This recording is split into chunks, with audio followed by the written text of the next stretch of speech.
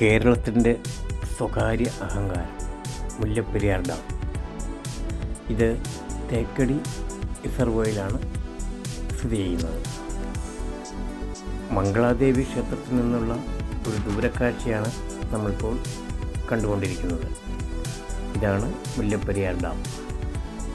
ഇത് മുല്ലപ്പെരിയാർ ഡാമിൻ്റെ ഒരറ്റം മാത്രമാണ് കേട്ടോ.